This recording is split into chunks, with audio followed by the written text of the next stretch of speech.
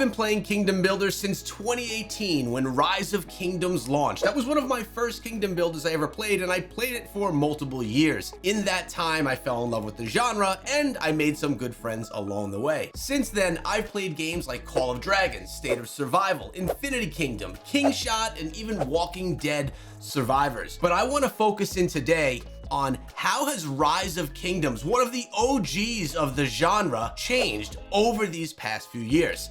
And I figured who else to bring into this video to have this discussion than my very good friend and the Kingdom of Kingdom Builders, Chiscool Gaming. Chiscool, thanks for coming to the channel, man. I am very excited to have you back, just like in the olden days, to talk about, well, one of your favorite topics. Yeah, man, I remember just like it was yesterday when we made the most popular collaboration for Rise of Kingdoms, tips and tricks for new players. And like, here we are almost 8 years later, which is kind of crazy to say out loud. I know, man. It is crazy. It's crazy that I've known you that long. It's crazy that all that happened so long ago, but it did. And we're still here on YouTube 8 years later.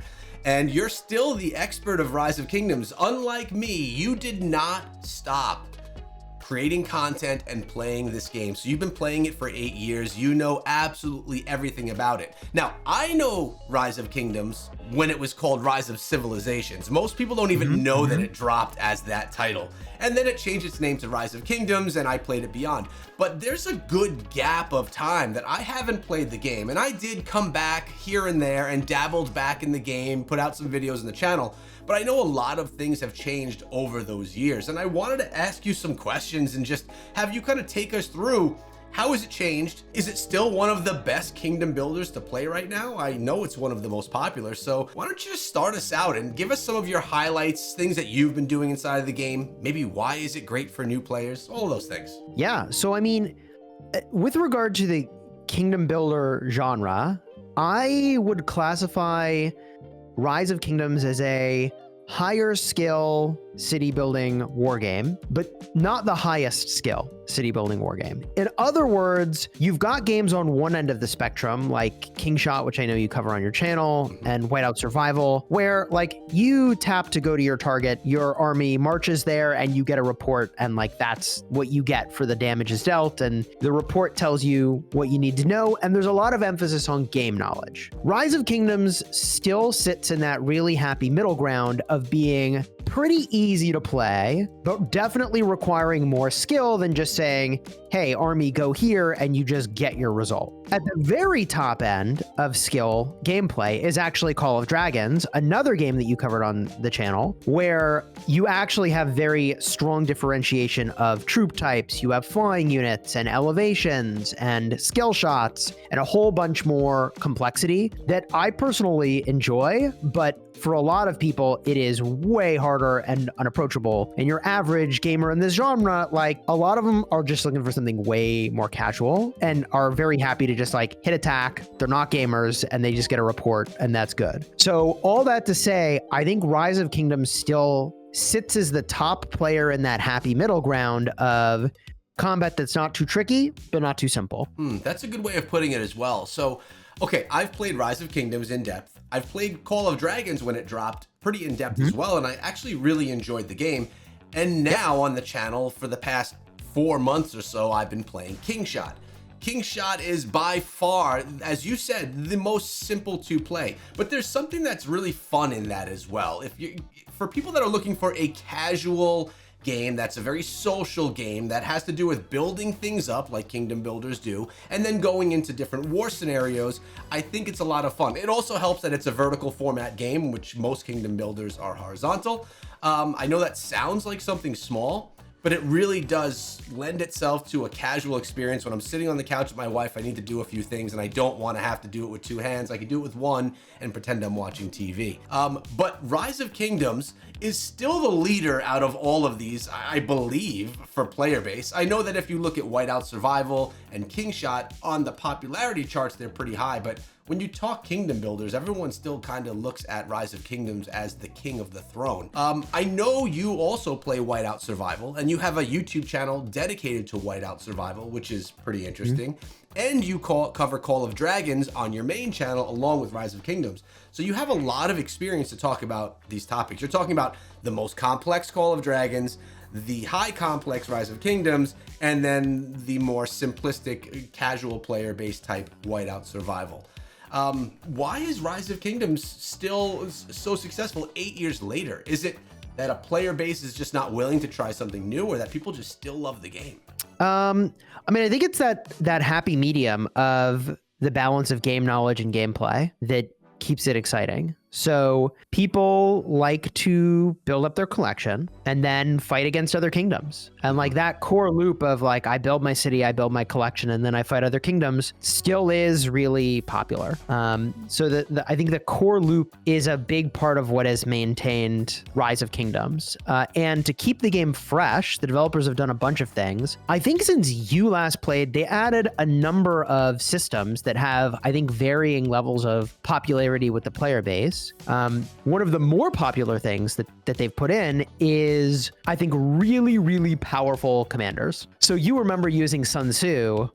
Now we have Sun Tzu Prime. He's coming out really soon. So he is a legendary Sun Tzu. He has to be the single most requested commander in the history of the game, actually. Huh. So wait, they had the regular Sun Tzu was an epic, I believe, right? And he was really good at garrison, if I recall. Correct. Yeah, He needed AoE damage. Yeah, look and at me. now we've got a legendary Sun Tzu coming out. So Okay. what's interesting about that is that since they're releasing commanders at sort of like this new power level, you've only got a small number of marches that are like way better than everything else. So Rise of Kingdoms, you're fighting typically with 5 to 7 things at a time. And at this exact moment with Sun Tzu Prime, there's really only going to be like 3 top tier armies, 2 pretty good armies, and like 2 that you have but are going to be just okay at best compared to the top tier stuff. So what's interesting there is that if you are a lower spender, you are in a pretty good position as long as you save up for the new things and focus those investments correctly in your account. Does that make sense? It does. Because What it also sounds like is if someone, because you think about new players that are joining these mobile games every single day, they'll look at Rise of Kingdoms, say it's 8 years old, it's so far along, should I join now? But if the commanders that they keep on bringing inside of the game are better than the older commanders, then these players are still able to enter the game and get commanders that are going to be relevant inside of the game versus ones that they may not even need from years ago. Is that actually the case? Yeah, so Rise of Kingdoms has kind of done something different in this regard. So, King Shot or Whiteout Survival, they have just generations. And those generations of heroes, they march forward, and whatever state you're in, like you're on a clock, and when you hit a certain age of the state, you get access to stuff. Rise of Kingdoms used to work the same way, but then there would be these KVKs where it's like, dude, how can you have a kingdom that doesn't have access to a commander fighting a kingdom that does have access to a commander? This doesn't work. So at that point, Rise of Kingdoms said, okay, once you get to the end game, everybody's got access to all the same commanders. And the issue still was that like new players felt like they were working on things that didn't help them in the end game. So the developers have done 2 things to help with that. One is they've added a commander swap, and I think it shows up a couple times. So as you get closer to the end game pool of kingdoms, you get to swap commander sculptures and investments. So you could have Charles Martel, who you got from Gold Keys back in the day, and now you could turn that into Sun Tzu Prime sculptures, which is like pretty wild. Okay. Yeah. So that's a catch-up mechanic. You can do that, I think, for 2 or maybe more commanders. I don't know the exact number that new players get, but all the old players got to do it 2, a version of it. So we got to do 2 as an old player. And then they just like very recently had a commander reset event, and that's going to show up the 23rd of January, I think. And that'll let you reset your investment in a commander and deploy those sculptures elsewhere. So yet another way to get you back into it if you are looking for the new commanders. That's actually which I think is pretty cool. Yeah, it seems like they recognize some of the issues with long-term investment versus short-term investment, and because when I think about King Shot, you can, and probably similar to Whiteout Survival that you play, you can take power and investment out of any of your heroes at any point in time and reinvest them somewhere else, which is quite nice. They make that feature pretty easy. It's nice to see that, because I could see as an 8-year player, if I logged into my old account, nothing that I would have on there would be relevant anymore. Exactly. They would all be just old news. Like, I remember how badly I wanted Richard back in the day because he was just a beast. Like, what does he do anything Not inside of the game now? Not anymore. Yeah, Yeah. Richard is irrelevant. So to that end, you know, Rise of Kingdoms has like auxiliary skills and ways to take advantage of the fact that you have invested in a commander, but it's just not the same, right? I think all games in this genre, commanders age. So the question is, what else have you gotten that supports your account? In Kingshot and Whiteout Survival, there's hero gear that is very movable, right? You could take it from one to another. You can reset the level of the heroes. If you needed the XP, you could transfer that over. But like in all games in this genre, the relevance of heroes declines over time. That's just how it works. So in I think any game in this genre, you show up, you're gonna need the latest commanders or heroes or whatever, you know, it's called in that game to actually be competitive. And the interesting thing about that is that as long as you make those investments, then like you're kind of cooking. So that's where like the reset event and the swap event gets really kind of interesting. Is you take a commander that isn't relevant anymore and you now have something that's super relevant. Now it does cost gems though. So of course. Yeah, it's not totally free, but like compared to the cost of any other way you're getting commander sculptures, it's a bargain. That makes a lot of sense. How often are you guys involving yourselves in KVK, big wars and things like that? I know that a lot of people get into Kingdom Builders as new players because they think it's this fun building game where you build up your city and your village, train troops, gain power until the first time they get attacked and like, oh no, this is not exactly what the game's about. It's a lot more brutal than that. How often do you get into those big battles that are, I know you do long live streams when big things are happening inside of your kingdom or if you have a KVK. How often do you or can a player come to expect those types of bigger experiences versus the daily grind items? I would say once every 3 months is typically how often that's happening, but I say once every 3 months. So in a 3-month timeline, 50-ish days are going to be KVK. You could say like 60 if you include like queuing up and pre-KVK, and like 30 days are probably being in your home kingdom. And one of the things that the developers are doing is they're putting a lot more emphasis into matchmaking, which I think is really important. You've like really gotta like the matchmaking is so critical to the experience, I think. So it's good that the devs have really been putting a lot of emphasis on making sure that you get a quality matchup when you're in KVK, and that's what they're trying to accomplish and improve. Yeah, well, if you don't, I mean, KVK is such a long experience. I could see people just literally quitting the game if the experience is that awful, if the matchmaking is that bad. So I think that's an important place. Yeah, I mean, it's like if the matchmaking isn't there, then like the game isn't, like the whole game revolves around quality matchmaking. Like if that doesn't exist, there's no game. Yeah. So it makes a ton of sense that like any dev in any game thinks about matchmaking. And at the same time, I mean, what player in any game has not complained about the matchmaking, right? Like, that's true. I mean, come on, like, don't you remember playing like Halo when you were however many years old? And it's like, this matchmaking sucks. And it's like, you know, like, I don't know. The matchmaking sucks every time I lose, man. If I lose, it's because the matchmaking system. But if you win, it's because you're god tier. Skill. It's all based on skill. All right, skill. So tell me why you're covering two of the more complex games, Rise of Kingdoms and Call of Dragons, and then you're playing one of the more casual style kingdom builders like myself. Kingshot and Whiteout Survival are very similar. So why the both? Do you just enjoy both different elements of the game, or are you just a content creator that really wants to diversify the different kingdom builders out there across all your content? I mean, it's a little column A and a little column B.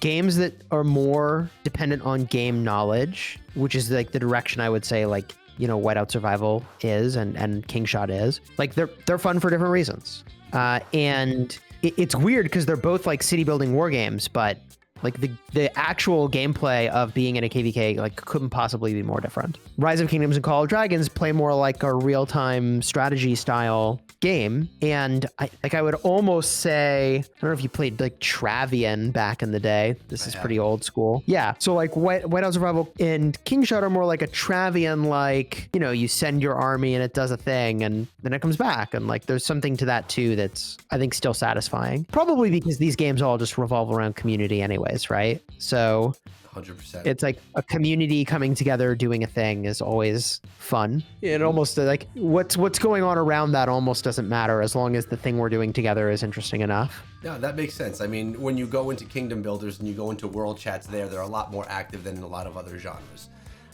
And some of that's because sometimes the gameplay is not always exciting when you're playing the game. You're doing different events and things, and they're not always the most exciting, but you're trying to min-max those events so you can get the most out of them to progress your account. Speaking of events, I'm very up on King Shot. I know that there's always a grind of events to spend your resources so that you can get these rewards, and they literally are always being recycled. New events, a new one just came into the game today itself.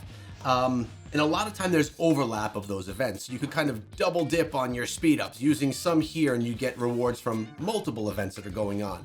So point here, King Shot, and I'm sure Whiteout Survival, very event heavy. Is Rise of Kingdoms as event heavy as the other two, or is it a little bit slower in that sense?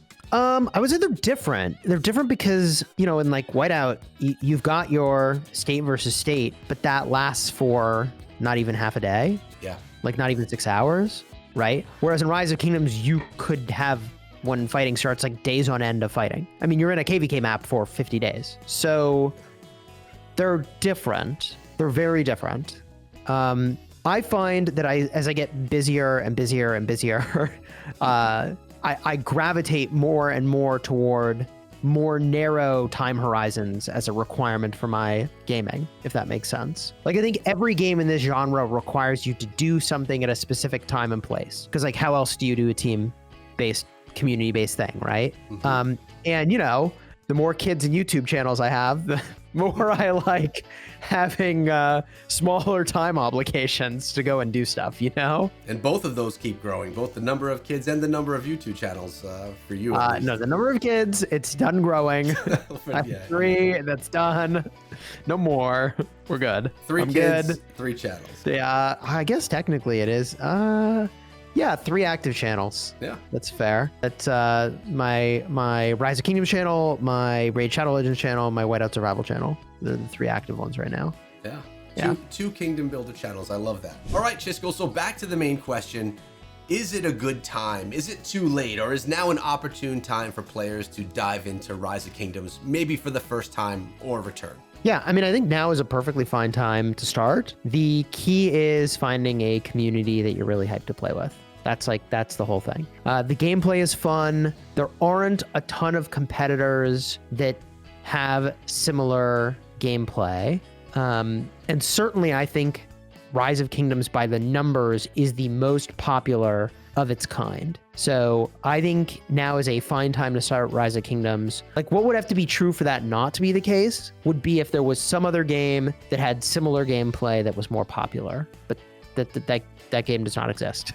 Yeah. So I think now is a fine time to be firing up Rise of Kingdoms. And to be fair, it's difficult for a game to come and to take something off that popularity throne because of the investment of players that have been playing it for so long.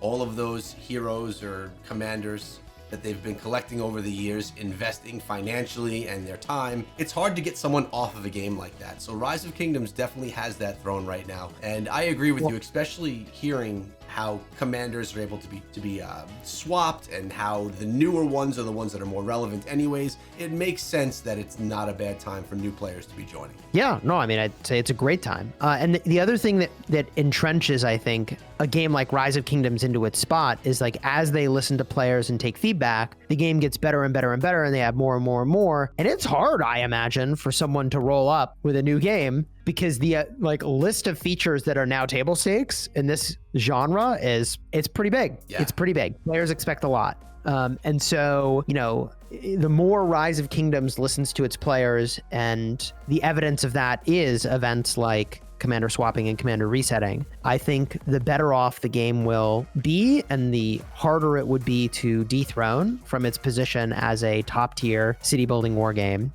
and like arguably best in class. And it's like, you know, if you want a game that has a lot more skill, which some people do, like I really enjoy Call of Dragons in that regard. That like kind of like scratches the itch of like much more sophisticated combat.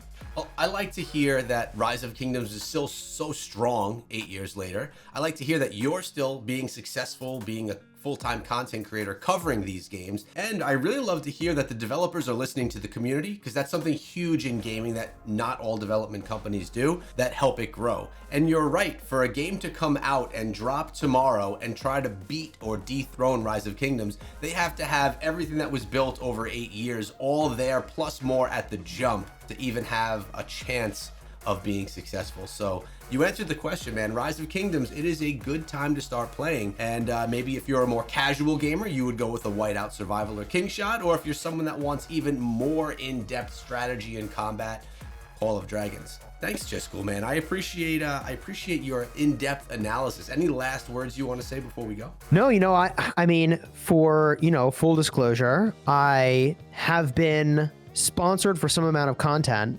for the majority of the games that we talk about, and I genuinely like them all, but like for different reasons. And I still have a lot of fun playing them. And I think each in their own way, like, kingdom building games demand a lot of you.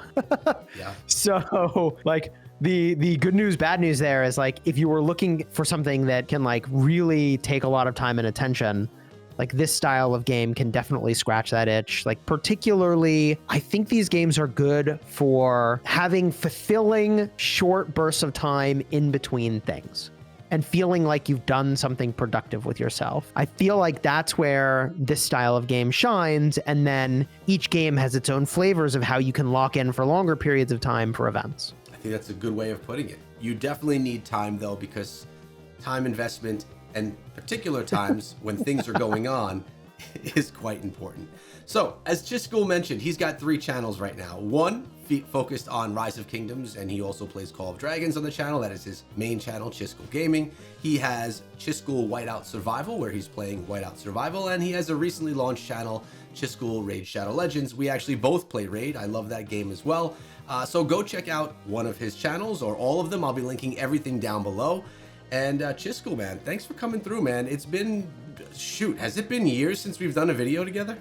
Maybe. We hung out at Blizzard HQ, well, which is pretty sweet. And we recorded nothing together. I don't even know if I have a picture with you from there, man. Oh, we got a picture or two. Do we? Okay, good. Yeah, sure. That was sure nice. We do. It was nice to meet you in person after knowing you for 7-8 years. It was a good experience. Yeah, that was awesome, man. But for today, thanks for coming to the channel. Make sure you guys check out one of Chiscool's other channels, and remember to subscribe if you enjoyed. We'll see you guys in the next one.